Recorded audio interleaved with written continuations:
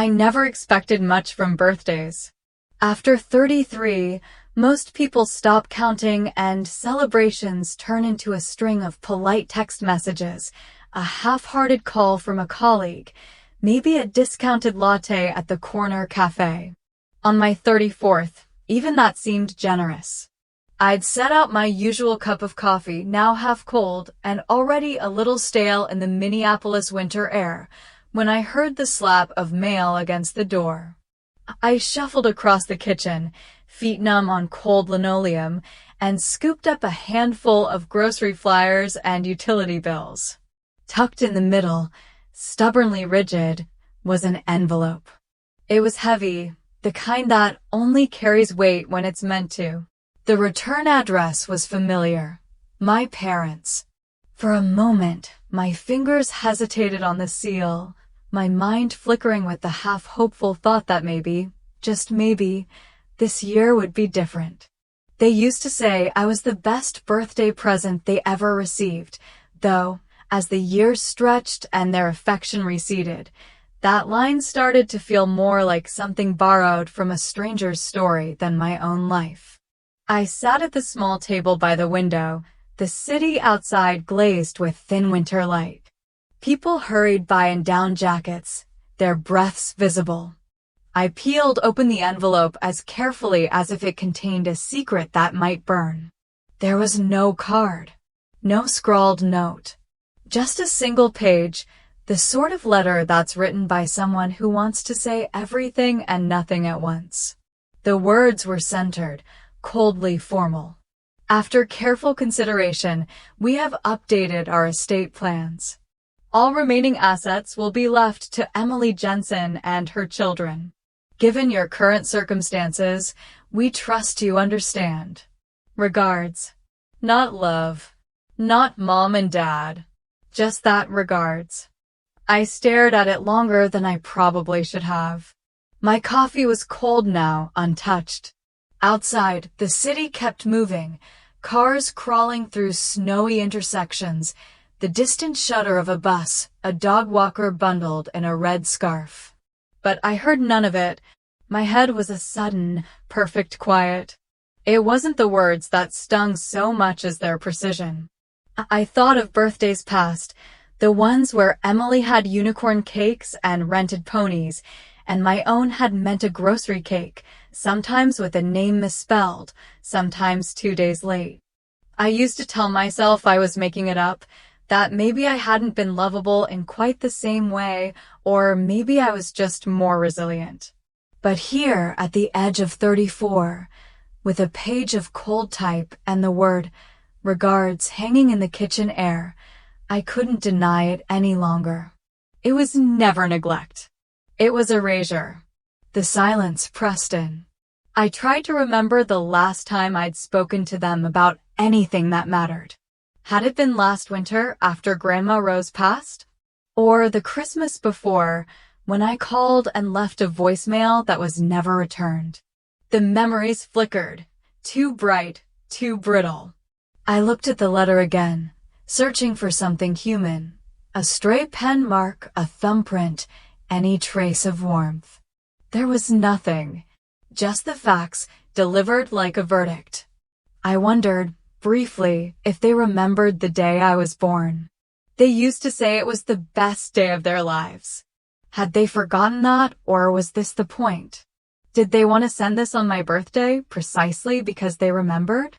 I pulled my old sweatshirt tighter around my shoulders, fighting the draft that slipped through the kitchen window. On the counter sat the wilted flowers my assistant, June, had sent from the university, bright daisies straining for a little color in all that gray. They looked oddly out of place next to the stark envelope, one a gesture of kindness, the other a statement of fact. A memory came back. One birthday, I was 8 or maybe 9. Mom forgot to buy candles. We stood in the kitchen with the lights off, using matches stuck into the cake instead, watching them flare and gutter as Emily clapped and shrieked. That year, I blew out my wish and watched Mom fuss over my sister's hair while my own went unbrushed. Even then, I sensed it, the the sliding scale of affection, the way love could be measured and rationed out, like dessert after dinner. People say you can't miss what you never had, but I've learned that's not true. Sometimes what you miss most is the thing you were almost given, the closeness that was promised but never arrived. My family had made their choice, and the letter was just a confirmation, a punctuation mark at the end of a story I'd tried to rewrite 1,000 times. I folded the page and slid it back into the envelope, fingers lingering on the flap. In some other world, maybe this would have been a joke, a birthday prank, a misunderstanding easily undone by a phone call and a laugh. But I knew better. This was no oversight. It was an act of rewriting, and I was the part that didn't make the final draft. They didn't forget me. They were rewriting me. I sat there until the shadows changed, letting the quiet have its say. Somewhere down the hall, a neighbor's radio crackled with an old country song. I sipped the last of the cold coffee, a little bitter, a little sweet, and wondered if any family really ever tells the truth about the stories they leave out. Before they erased me, I was the one who made Emily's lunch. I remember her, just 6 or 7, sitting cross-legged on the faded kitchen linoleum, her knees always smudged with sidewalk chalk, shoes untied, face shining with a sort of careless delight only the youngest in a family seemed to possess. Those were years when my own hands felt perpetually sticky with peanut butter, fingers quick from learning how to braid her hair and pack her favorite apple slices just so, because she didn't like the skins. I was the helper, the reliable one, the one who ran through the storm when her shoelaces came undone at the bus stop, and the one who remembered to put her umbrella in her backpack, even when our mother barely noticed the rain. Family gatherings blurred together as the years rolled by, birthday parties with pink balloons for Emily, paper crowns, little ponies stamped on napkins. My birthdays were quieter, sometimes a cake, sometimes not. At these events, Emily was always in the center of every photograph, her head thrown back with laughter, my mother beaming beside her. I was there too, somewhere near the edge, holding someone's coat or picking up napkins off the grass. Mom would say, "Let Emily have her moment," and I learned to make myself smaller. Maybe it was just the way things were. Maybe that was the shape my family had always taken. But at Grandma Rosa's, everything was different. Her little blue house sat 3 blocks away, its porch swing-worn and groaning with each slow afternoon. It always smelled like cinnamon and old books, and there was a cookie jar that was never quite empty. Grandma Rose didn't have much, but what she did have she shared, without fuss, without keeping count. She let me talk when I needed to and let me sit in silence when words were too heavy. She taught me how to write a grocery list, how to balance a checkbook, and how to patch a leaky faucet with nothing but patience and a stubborn pair of pliers. On evenings when storms rolled in, I would find Emily shivering beside me, clutching her favorite stuffed rabbit as thunder rattled the windows. I'd hold her tight and tell her stories Grandma had told me about summers spent canning peaches or winters spent curled up with a radio and a blanket. Mom never liked the hospital, so when Grandma Rose fell ill, it was me who kept vigil. I learned the medicine schedule, changed her bedding, read to her from the paper each morning, and sat through every appointment with the gentle patience Grandma herself had taught me. Emily came once, perched on the edge of the bed, posting a photo for her friends before leaving early. Grandma Rose never made me question my worth. Even at the end, when her breath was shallow and her eyes brighter than I'd ever seen, she squeezed my hand and whispered, "The people who need the most help are often the quietest." I don't know if she was talking about herself or me, or maybe both of us. She passed away on a soft April morning, sunlight pouring through the kitchen window as if she'd waited for the world to feel gentle before letting go. After the funeral, people gathered in the cramped living room, their voices low and eyes starting over the faded family photos. Mom looked brittle, lips pressed thin, her gaze sharp as vinegar. I heard a cousin whisper, "I guess Claire's the responsible one," as if it was a consolation prize for losing the only person who had ever truly chosen me. Later that week, I found the will tucked inside Grandma's old copy of Little Women. She had left me her house, her car, a dusty sedan with more memories than miles, and a small savings account, enough to keep the lights on and buy groceries for a year or two. But more than that, she left me a note in her careful, looping script. "You were the one who stayed. Not because you had to, but because you saw me." I read it over and over, sitting on the porch swing, the paper trembling in my hands. It was the first time I'd ever felt truly seen, not as a helper or a caretaker, but as someone worthy in my own right. Emily moved out soon after, off to college and new adventures. The house was quiet, filled with echoes and soft dust motes that danced in the sunlight. Sometimes, I would wander from room to room, pausing in the kitchen where Grandma had taught me to knead bread, or in the bedroom where she'd let me cry after a fight with Mom. I kept the place just as she had, simple, neat, welcoming. It was a sanctuary, a world apart from the one where I was always a step behind, always the afterthought. Looking back now, I see the shape of things I missed then. I didn't realize how much resentment can build in the shadow of someone else's choice. At Grandma's funeral, my mother's grief twisted into something sour, and Emily barely looked at me.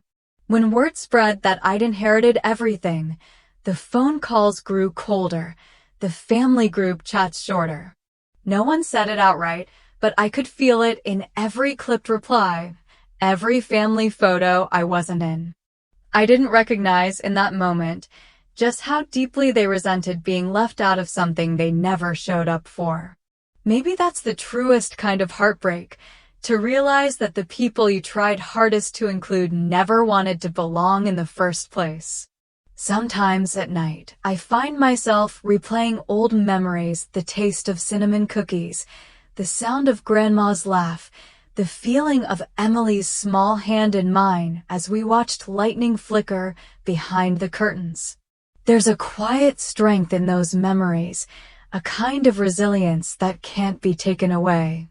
Grandma Rose gave me that, and for all the losses that followed, it's a gift that still keeps me warm, even in the coldest winters.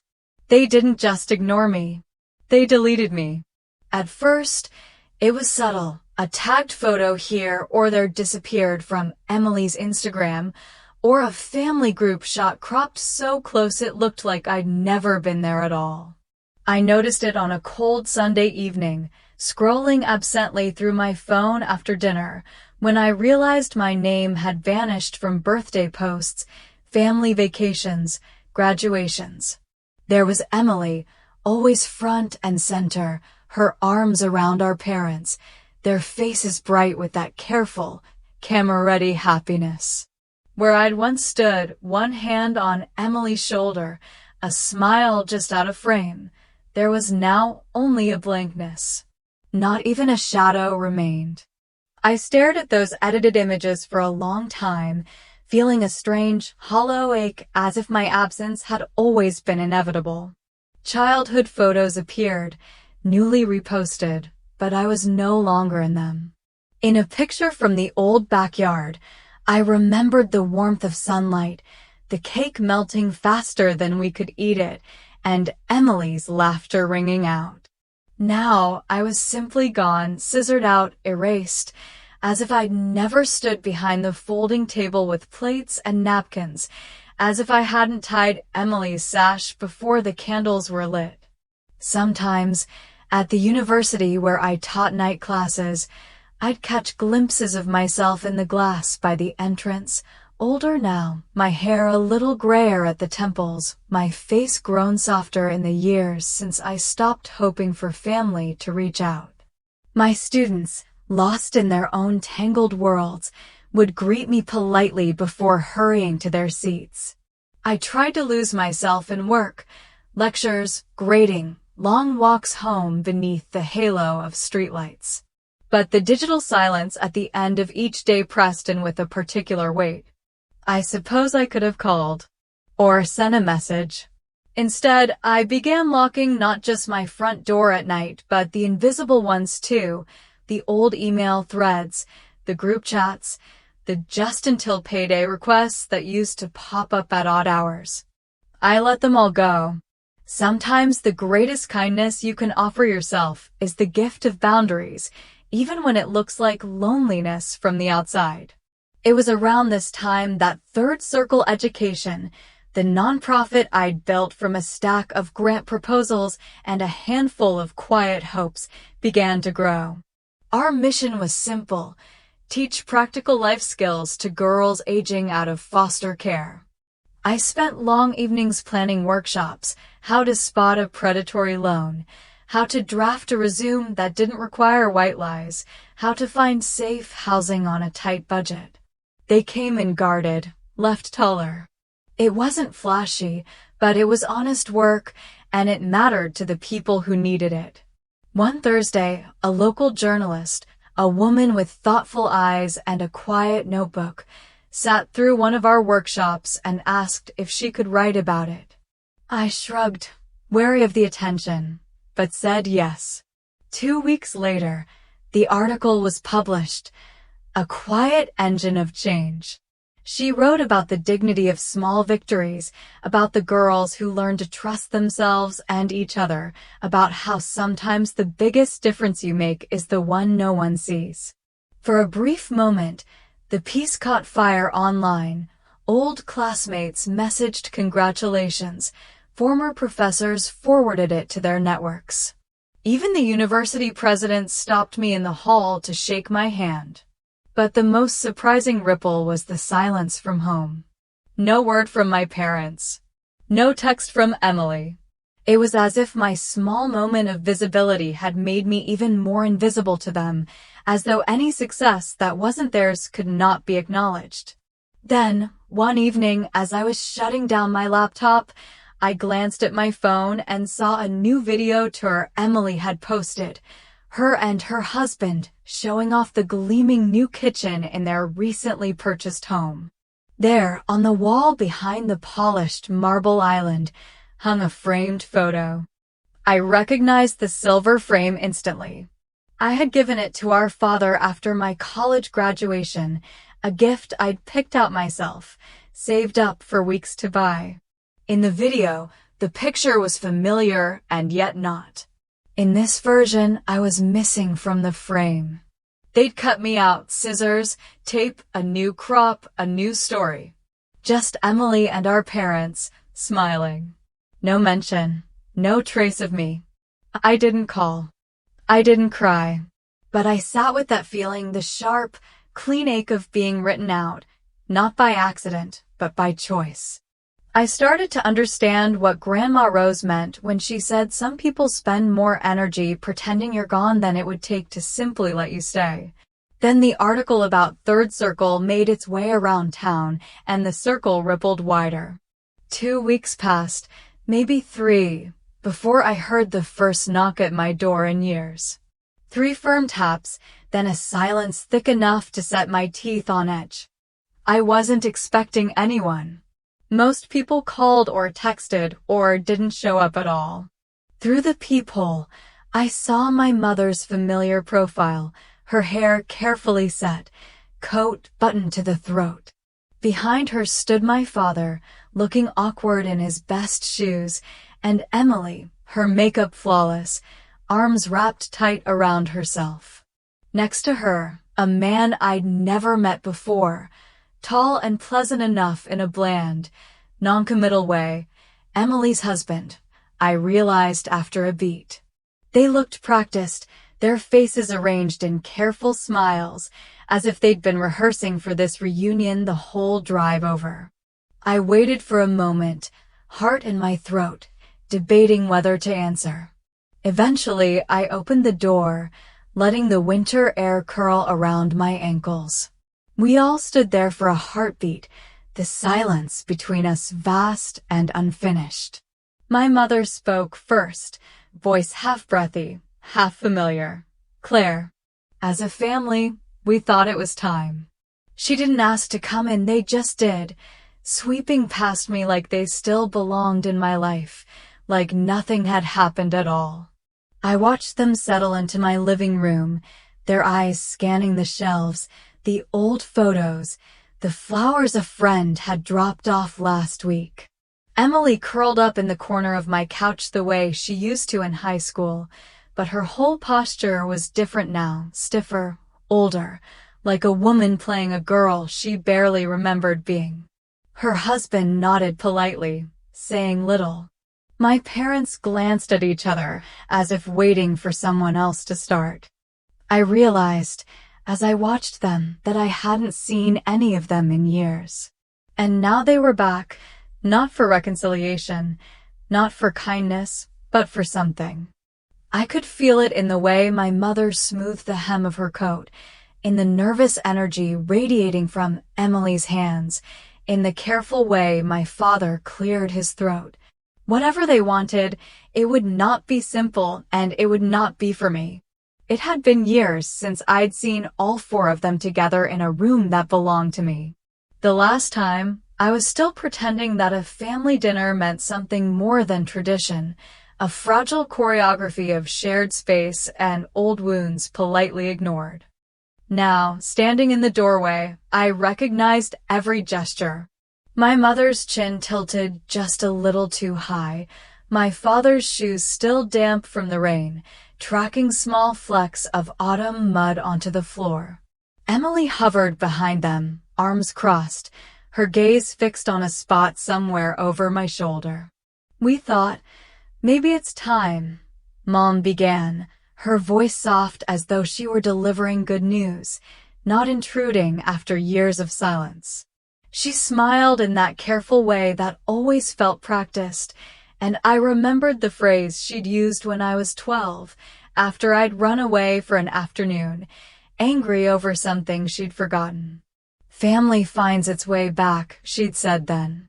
Now she repeated it, but there was a brittle edge, as if she'd spent hours rehearsing how to sound both contrite and above it all. "They didn't ask if they could come in. They just did, easing past me as if this apartment, this life, was simply an extension of the world they'd left behind." I didn't try to stop them. Instead, I watched from the threshold, letting the chill from the open door linger a moment too long. The room smelled of cinnamon tea. I'd steeped it earlier, out of habit, for myself alone. Now, the air felt crowded, tight, a faint undertone of wet wool and old grievances. Mom started with compliments. She mentioned the article about my nonprofit, how proud she was, how she'd shown it to women at church. "I always knew you'd do something meaningful, Claire," she said, the words floating between us like balloons threatening to pop. Dad added a nod, eyes on the carpet. It was all so familiar, the way they circled around the subject, the way they tried to warm up the room before dropping the temperature. Emily didn't say a word. She curled into the far corner of the couch, knees drawn up, thumb picking at a stray thread in the cushion. Her makeup was perfect, not a smudge or stray mark, but her hands trembled just enough for me to notice. Her husband, whose name I still hadn't caught, sat on the armrest, offering polite half-smiles, like a man who'd been told to stay out of family business. I wondered if he knew what he'd married into, if he understood the way our family folded conflict into pleasantries and swallowed pain whole. After a while, the praise dried up. There was a lull, a breathless pause that hung in the space between what was polite and what was necessary. Then Mom leaned forward, elbows on her knees, her eyes intent. "Your sister and her husband have been working so hard," she said, gesturing toward Emily, who finally looked up just for a moment. "They've started a real estate marketing business. It has so much potential, but they need a little help." My father cleared his throat. "The bank, well, they require a co-signer. Someone with a steady record. Your nonprofit's success, your reputation, would guarantee the approval." Emily looked down, her voice barely above a whisper. "Just for a year. Maybe less. We're so close, Claire. I just thought you'd understand." The request settled over the room like dust, quiet, persistent, impossible to ignore. I looked at each of them in turn. My parents, expectant but careful. Emily, pleading without saying so, mascara thick and unsmudged. Her husband, expressionless, hands folded in his lap. I wondered how many times they'd practiced this speech on the drive over, how many versions they'd discarded before settling on this particular mix of pride and desperation. I didn't say yes. I didn't say no. Instead, I walked to the kitchen, filled a glass with water, and brought it back to the coffee table. I set it down in the center of the room, between all of us, and let the silence stretch. The glass caught the light from the window, sending a thin, wavering line across the carpet. For a moment, I watched the water settle, waiting for someone else to break the stillness. My mother's smile faltered. Dad coughed and looked at his hands. Emily blinked hard, her shoulders sinking just a little. The tension was a living thing, a shared knowledge that nothing here was about reconciliation or forgiveness. They hadn't come to mend fences. They'd come to ask, as they always had, for something I could give that they didn't want to earn.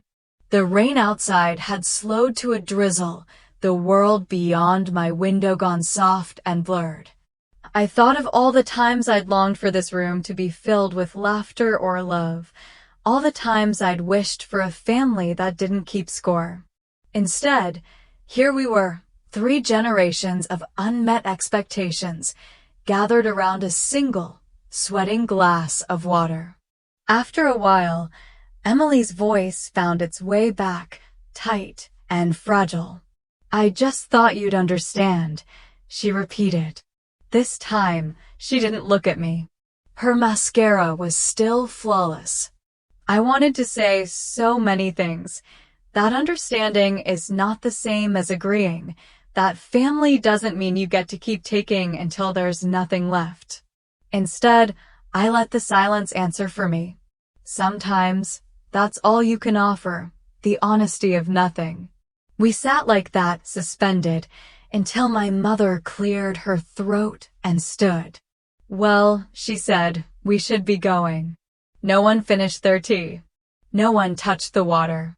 They gathered their things and swept out as quickly as they'd arrived, leaving the room as quiet as it had been before, but heavier somehow, like a secret too big for its container. I closed the door behind them and locked it, listening to their footsteps fade down the hall. Outside, the rain picked up again, tapping against the window in gentle, insistent patterns. I stood there for a long time, watching the glass of water on the table, the thin line of light now gone. In its place, a certainty settled in my chest, an understanding that there are some asks you can't answer, some distances you can't cross, no matter how many times you circle back. They didn't wait for my answer. They sent their answer in the form of a lawsuit. The envelope this time was thicker, hand-delivered to my office at the university. My name, bold and unblinking, stared up from the front. No birthday, no occasion, only the small, sharp print of official business. I signed for it with a pen that felt too heavy, my hands colder than the November air pressing against the window behind me. The campus was quiet, leaves swirling in gray gusts down the sidewalks, the last bright colors of autumn already washed out of the sky. Inside, the pages were crisp, legal, each one a notch colder than the last. It was a civil complaint, filed in Hennepin County Court by Emily Jensen, joined by Patricia and Robert Jensen, my own parents. The charge: undue influence, emotional coercion, fraudulent notarization. They claimed I had manipulated Grandma Rose into leaving me her house, her car, her small savings. They alleged I'd isolated her, convinced her to change her will, taken advantage of her confusion and frailty at the end. I sat in my chair, the room suddenly much too small. I'd always expected a new silence from my family, a kind of distance, even an angry voicemail. But this was something else, a declaration, an accusation that transformed years of quiet neglect into open hostility. It was so precise, so final, I almost admired the efficiency of it. If you want someone gone badly enough, sometimes you don't settle for absence. You build a legal wall so high it can't be climbed. For a long time, I didn't do anything at all. I read the complaint once, then again, my eyes drifting over words like malicious intent and unjust enrichment. Somewhere in the fine print, I could almost hear my mother's voice. "We trust you understand." I set the papers down, breathing in the dust and chalk and faint trace of old coffee that hung in the corners of my office. I looked out the window at the street below, students moving through the cold, their lives untouched by the dramas that unfold quietly above their heads. Grandma Rose used to say, "The people who don't ask for help are the ones they'll accuse of stealing it." I thought about all the times I'd never asked for more, never pressed for attention or affection. I'd stayed quietly through every storm, hoping that patience would buy me peace. But here it was, their anger finally made visible. When I was ready, I unlocked the bottom drawer of my filing cabinet. Inside, I kept a folder labeled, in my careful script, Rose, Personal. It held every document I'd ever needed to prove my grandmother's wishes: hospice logs, doctor's letters, prescription records, photocopies of her will, and, most important, a collection of notes in her handwriting. Some were shopping lists, some instructions for me, some just small reminders scrawled on the backs of envelopes. "Claire, lock the front door at night. Don't forget the geraniums. You were the one who stayed." I spread the papers out on my desk, arranging them in neat lines. Each one a piece of a story my family didn't want to hear. Each one a shield. The next step was clear. I reached for my phone and scrolled through my contacts until I found Jasmine Kim. Jasmine had been my student years ago, sharp, persistent, always the first to raise her hand in class. Now, she was an attorney at a mid-sized firm downtown, known for her diligence and her almost uncanny sense of when to speak and when to wait. I texted her a single sentence: "Family is suing me over Grandma's estate. Need your help." Within 15 minutes, she replied, "Come by my office tomorrow. Bring everything." The following day, I sat across from Jasmine in a glass-walled conference room, the city's skyline blurred behind her by the drizzle outside. She listened as I explained what had happened, her eyes thoughtful but never pitying. When I slid the complaint and my folder across the table, she read through each document with careful, quiet focus. After a few minutes, Jasmine's lips pressed into a thin line. "They made a mistake," she said, tapping the so-called revised will Emily's lawyers had submitted. "Look at the date. This is 2 weeks after Rose's death. That's not just sloppy, Claire. That's fraudulent." I felt something inside me unclench. "So they have no case?" Jasmine shook her head. "It's worse for them than that. If we want, we could file for sanctions." But for now, we'll keep it simple. We respond, point by point. No drama, just evidence. You don't need to say much. Let the paper speak. We spent hours sorting the chronology, hospice admission dates, medication logs, proof that Grandma was unconscious in the final week, signed and witnessed by medical staff. Jasmine showed me how to prepare for deposition, what questions to expect, how to stay silent if provoked. I was grateful for her calm precision, her way of making law feel less like a weapon and more like a shield. The weeks that followed blurred into a series of document exchanges, emails, and legal notices. Jasmine filed our formal response, backed by notarized evidence, photographs of Grandma and me at her bedside, letters with her unmistakable cursive looping across the page. There were phone calls with notaries, statements from nurses who had sat with us during those long, slow afternoons. Jasmine requested a handwriting expert to review the so-called new will. The analysis was swift and unequivocal. This is not Rose Jensen's handwriting. Through it all, I said little. There were days I wanted to rage, to send furious messages to my parents, to Emily. But I kept my silence, letting the work speak instead. There is a strange power in restraint. My grandmother always taught me that sometimes the loudest truths are the ones you say only once on paper.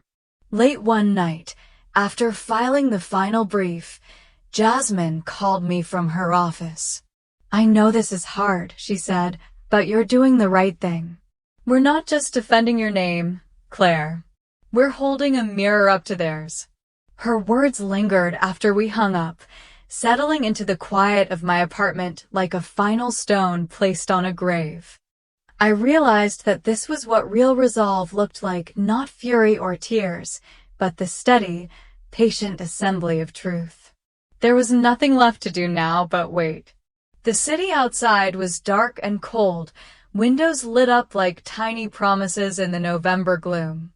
I looked at my reflection and saw not just someone accused, but someone who had stayed, someone who knew what it meant to do the right thing even when it cost you everything. The first time I spoke in court, I said nothing at all. There's a particular kind of cold that lives in courthouse hallways, a quiet that settles over you, as if the building itself demands humility from everyone who passes through its doors. On the morning of the hearing, my coat felt too thin for the November wind. I clutched my folder of documents tighter as I followed Jasmine into the beige-walled courtroom, the world outside Minneapolis reduced to gray glass, and the shushing of shoes on linoleum. Emily was already there, seated at the long table across the aisle. Pearls at her neck, makeup immaculate, she looked more like an actress preparing for a leading role than the sister I'd once taught to braid hair and tie shoes. Our parents sat behind her, backs ramrod straight, eyes fixed on the judge's bench, not on me. Emily's husband whispered something and squeezed her hand, his own expression unreadable. I took my seat at Jasmine's side. She gave me a reassuring nod, her hands steady on the table. I remembered what Grandma Rose used to say, "Silence has weight, if you know how to use it." Jasmine had told me, too, let the evidence do the talking. I kept my mouth closed and watched. The proceedings began, ritualistic and dry at first, docket numbers, introductions, the recitation of the case. The opposing counsel, a man with a glossy tie and a stack of files, presented their evidence, documents, emails, a revised will, all meant to paint me as a manipulator, someone who had preyed on a vulnerable woman. But as he spoke, it became clear that something was off. Dates didn't line up. The signatures on different pages looked suspiciously different, as if someone had tried to mimic Grandma Rose's handwriting, but never quite got it right. Jasmine stood to respond. Her voice was even, never rising in anger. She laid out our timeline with methodical calm, the hospice logs, the medical records, the notarized letters. She presented the handwriting expert's report, pointing out that the so-called new will had been dated after Grandma's death, a fact that needed no embellishment. Every point was supported by a document, a timestamp, a memory that had been quietly kept. Then came the cross-examination. Emily took the stand, hands clasped tightly in her lap. She tried to explain how she had always meant to visit Grandma more, how she'd cared deeply, how she had only Emily's best interests at heart. But under Jasmine's careful questioning, her story shifted. Dates changed. She contradicted herself about when she last visited the hospital, who had been present, how the new will had come into being. For every answer she gave, Jasmine had a document to gently, insistently, contradict her. The judge listened, eyes narrowing with every inconsistency. The temperature in the room seemed to drop. At one point, Emily's lawyer attempted to introduce a new letter, only for Jasmine to point out it hadn't been included in the pre-trial filings. The judge cut him off with a shake of the head. Finally, Jasmine presented the crucial hospice records, a nurse's affidavit showing that, at the time the revised will was allegedly signed, Grandma Rose had been unconscious, incapable of holding a pen. The handwriting analysis echoed the same conclusion. There was nothing left for Emily's team to argue. The judge's ruling came quietly but firmly. This case is dismissed with prejudice. The court finds this action to be both malicious and knowingly fraudulent. He looked directly at Emily, then at my parents. Ms. Jensen's documentation is thorough, consistent, and has withstood all scrutiny. This court will not tolerate such misuse of legal proceedings. There was a long moment after, a collective exhale. Emily bowed her head. My parents stared at the tabletop. Jasmine squeezed my hand beneath the table, once, quickly, before we gathered our files and stood. We left the room together, footsteps echoing in the empty hall. Outside, the air was sharp and bright, the city bustling on as if nothing had changed. I fished my phone from my bag, powered it on for the first time in days. There was only one new message, a voicemail from Emily. I listened as her voice, strained and trembling, spilled through the speaker. I hope you're happy. You ruined everything. Mom won't talk to me. The investors pulled out. The business is gone. I needed you. The call ended there, a pause hanging at the edge of apology but never quite reaching it. I stood on the courthouse steps for a long moment, letting the wind sting my cheeks. There was no victory dance, no feeling of revenge, just the clean relief that comes from having spoken the truth, even if I'd never raised my voice to do it. Sometimes power isn't taken or won, it's reclaimed, piece by piece, by simply refusing to be erased.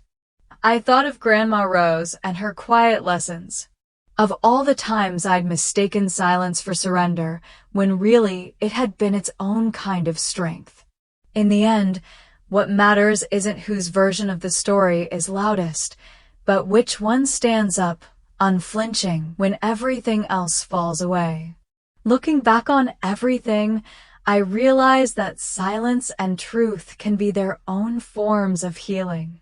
Sometimes, the greatest strength is not in holding on, but in letting go with grace and dignity.